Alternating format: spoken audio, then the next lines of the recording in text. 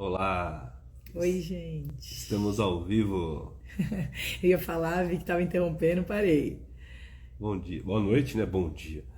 Tudo bem, pessoal? Gente, se pudesse a gente voltava pra começar tudo de novo, que eu acabei de bater o pé antes de começar aqui a live, aí tava fazendo uma careta, mas agora a gente já vai entrando Vai nos entrando eixos no eixo. aqui, são os bastidores, gente, por isso que a gente tá meio atrapalhado. As crianças dormiram faz 4 minutos. Olha, é suado, viu, pra estar aqui com vocês. Vou falar que é emocionante. Toda noite uma emoção diferente. Então agora vamos começar de novo, vai. Vamos lá. Boa noite. Oi, gente. Sejam muito bem-vindos. Mais uma noite, mais uma live. E hoje o assunto é bom, né, amor? Bom, linguagem emocional do amor. É. Quantos aqui já ouviram falar? Dá um coraçãozinho aí pra gente saber. Gente, já ouviram falar de linguagem do amor? Queria que vocês falassem aqui. É um assunto muito interessante, muito importante. A gente vai trazer aqui uma forma de abordagem desse assunto bem especial. E é um assunto tão especial que ganhou um destaque, né? Essa semana para nós. A gente decidiu falar sobre o tema os 5 dias da semana. De segunda a sexta falaremos de linguagem de amor.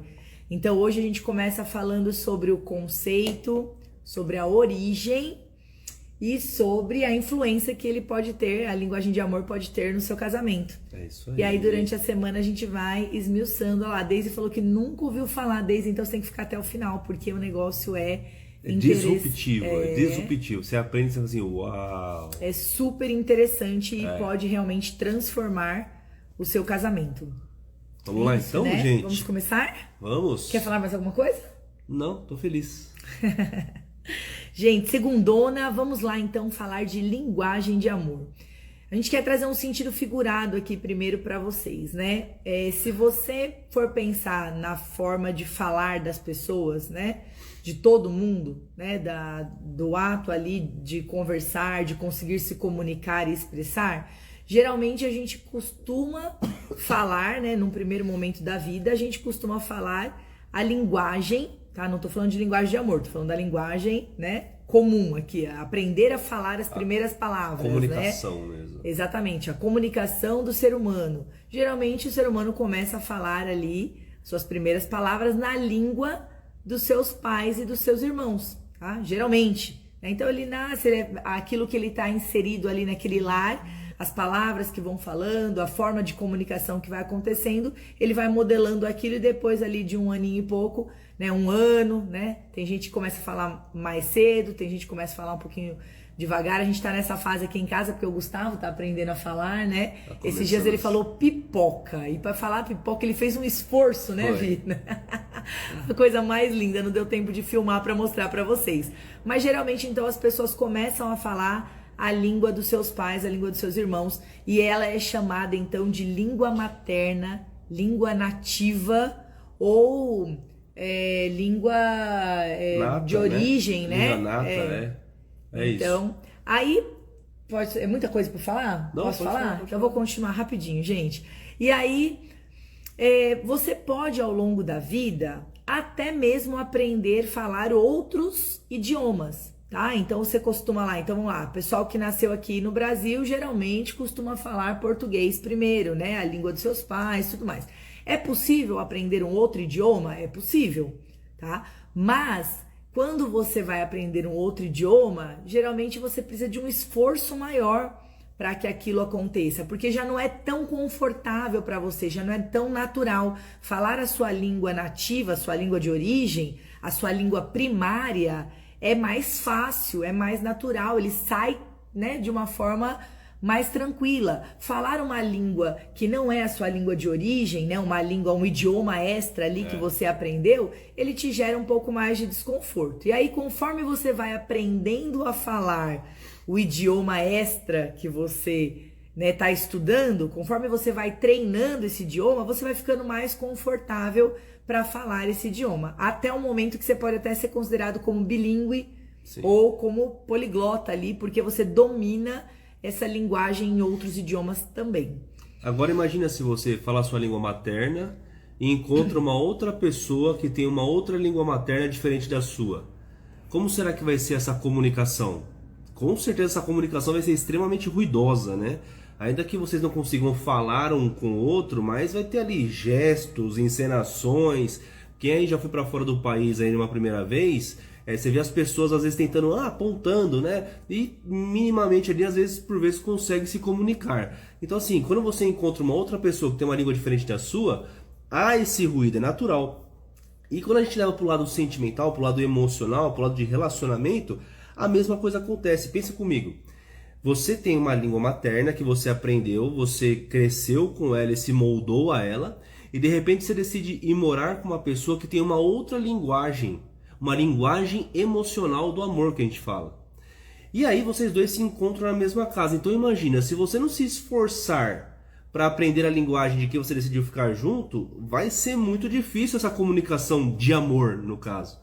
Entende? Tamanha a importância de nós entendermos isso, esses conceitos básicos para poder aplicar. Porque por vezes a gente pode estar achando assim, eu falo português, ele fala chinês, mas ele vai entender o que eu estou falando. Não vai. Não vai. Minimamente ali, se você não se esforçar para fazer ele entender, ele não vai. Assim como você tem que se esforçar para fazer ele entender você também.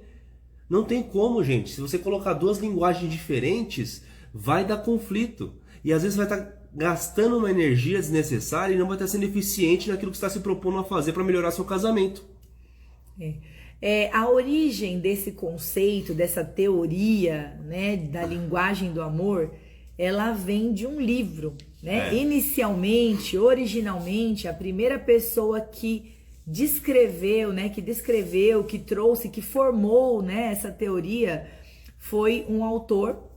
Na verdade, ele é autor de um livro, né? Mas eu também vou passar depois aqui a biografia dele, né? O currículo dele para vocês. Mas ele é autor do livro 5 Linguagens de Amor. Então, ele é o pioneiro, né, para trazer essa teoria para nós. Gary Chapman, ele trouxe depois de 30 anos de aconselhamento conjugal. Ele era um pastor. Trabalhava com aconselhamento de casais, né? Ficou anos e anos, e depois de ter observado, né, tantas pessoas que passaram ali no consultório, tantos problemas conjugais, né, que surgiam ali de acordo com aquela convivência do casal, ele propôs essa teoria, dizendo que as pessoas, elas amam de formas diferentes, elas falam linguagens de amor diferentes, e é por isso que é tão importante, como o Gabriel falou, a gente conseguir decifrar qual que é a linguagem que o nosso cônjuge fala e qual que é a linguagem que a gente fala, ter esse autoconhecimento do que é que a gente fala, como é que a gente se sente amado, porque resumindo, a teoria dele falava o seguinte, que as pessoas, elas demonstram amor e se sentem amadas de formas distintas. Então, da forma que eu me sinto amada, pode ser diferente da forma que o Gabriel se sente amado. E nisso ele listou 5 tipos de linguagem de amor que a gente vai falar sobre elas aí ao longo dessa semana. Mas hoje a ideia é trazer esse conceito, né, geral para vocês. Esse livro, para vocês terem ideia, ele é um livro de 1997. Então, quem nunca ouviu falar, né, acha, não, é porque deve ser alguma coisa nova. Não, né, de 1997, a primeira tiragem dele, e ele já vendeu mais de 11 milhões de cópias em todo o mundo. Ele tem mais de 50 traduções, ele já, em 50 idiomas diferentes, foi traduzido, e traz um conteúdo riquíssimo, né? Fica aqui a nossa propaganda também para que vocês leiam o livro, mas a gente vai trazer esse resumão para vocês, não só do livro, mas dos desdobramentos disso no casamento ao longo dessa semana. É isso aí. Gente, geralmente a nossa linguagem de amor, ela tem relação com a nossa história de vida, né? A Thaís acabou abordando um pouco disso.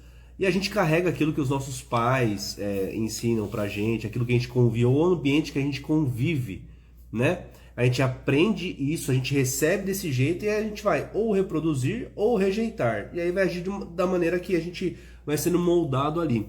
E é interessante que psicólogos eles concluem que sentir-se amado é uma necessidade emocional primária do ser humano. Então assim, tamanha a importância da gente entender isso, porque todo mundo precisa se sentir amado. E se você não saber... se você não souber como o seu cônjuge se sente amado, você tá jogando, por exemplo, vou dar um exemplo aqui pra vocês. Às vezes a Thaís ela pode se sentir amada se eu limpar a cozinha pra ela todo dia. Só que eu não sabendo disso, eu posso chegar e fazer e chego e faço o melhor jantar pra ela do dia. Pra ela não vai fazer efeito nenhum. Ela vai ficar grata, obrigado, obrigado, mas ela não vai se sentir amada de fato.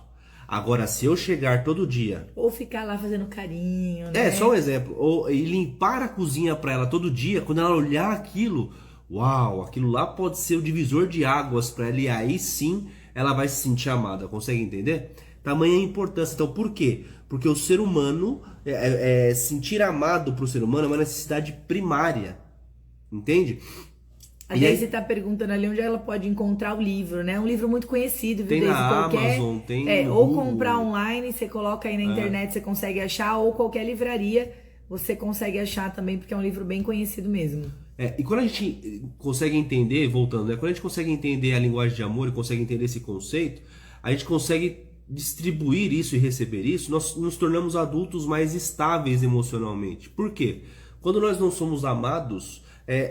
esse sentimento de não ser amado, ele está intimamente ligado com amor e rejeição. E isso é extremamente perigoso, tóxico para uma pessoa, não se sentir amado. Ela se torna uma pessoa rejeitada, e a rejeição por vezes pode desencadear outras doenças até psicossomáticas. Por isso a importância da gente, nos pequenos detalhes, começar a entender como que funciona esse mecanismo do amar e ser amado. Entende? E você sabe que a gente deixou separado aqui para falar também de uma questão importante, que é o quanto que o comecinho do relacionamento ele acaba maquiando essa necessidade de amar, né, do ser humano. A gente tem uma falsa sensação de que a gente está se sentindo amado, se sentindo completo, se sentindo preenchido pelo outro, mas porque a gente está envolvido em toda a química que a paixão... Amor, fica mais pertinho de mim, que tô longe. Desculpa, né? E aí você acaba maquiando essa necessidade. Então o Gabriel falou o quê? Que as pessoas, elas têm uma necessidade de se sentir amada, tá? É uma necessidade básica, primária de qualquer ser humano.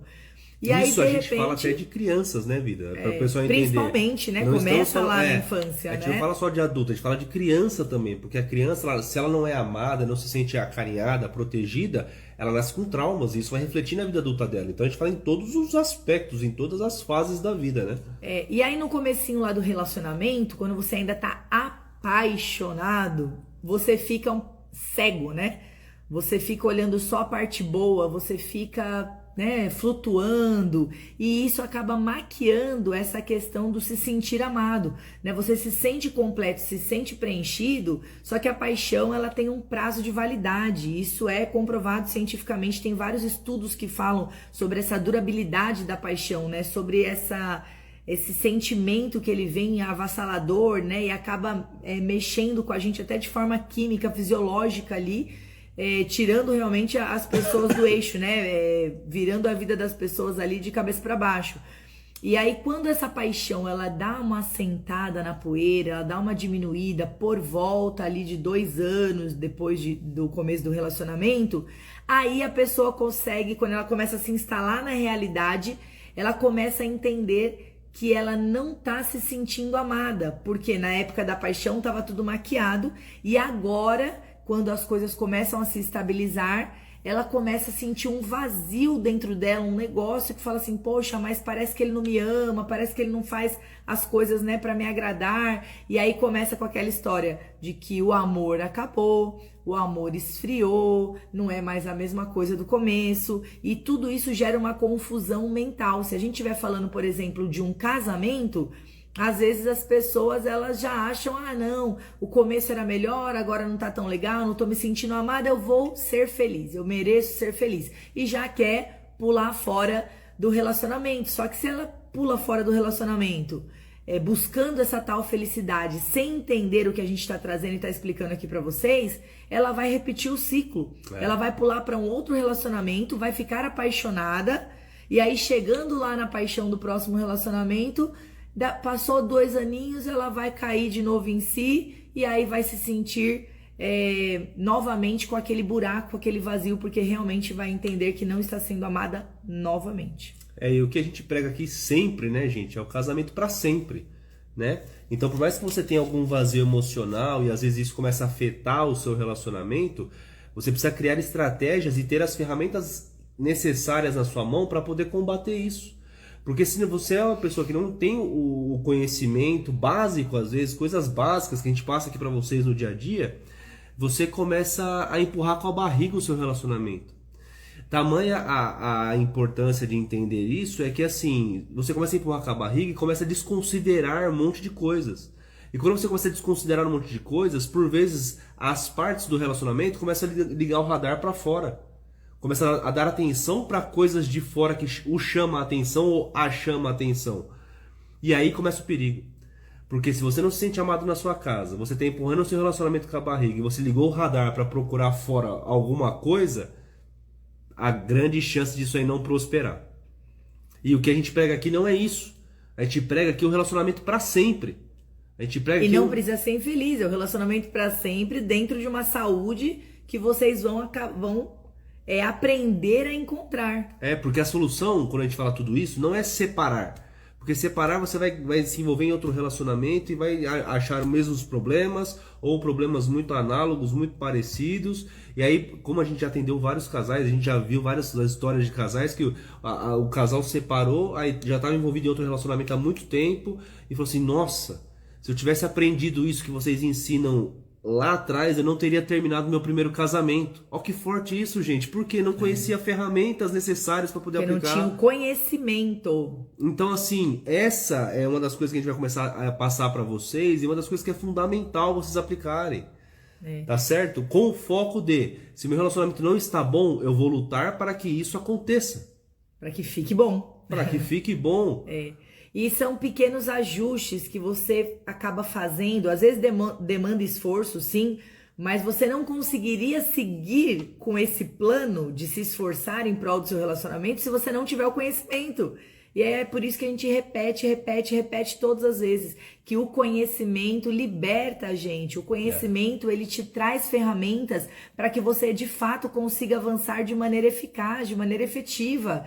Então, quando a gente está aqui explicando para vocês que cada pessoa, né, cada um aí do casal fala uma linguagem de amor diferente, ela ama, a pessoa ama e recebe amor de forma diferente, eu entendo que basta um ajuste. Quando você tomar conhecimento desse material que a gente vai trazer para vocês de segunda até sexta-feira, quando vocês entenderem não só o conceito que a gente trouxe hoje aqui, a aplicabilidade disso, mas cada linguagem de amor que a gente vai trazer, amanhã a gente vai falar sobre algumas linguagens de amor, depois de amanhã a gente vai trazer a conceituação de outras linguagens, até a gente trazer como isso se aplica no casamento. Então vocês têm que vir trazendo esse gostinho de quero mais e acompanhando a gente aqui até sexta-feira, para vocês realmente entenderem a parte completa dessa ferramenta e poderem aplicar no seu casamento. É como o Gabriel falou, a pessoa, né, eu sempre dou esse exemplo porque ele é muito clássico, né? Às vezes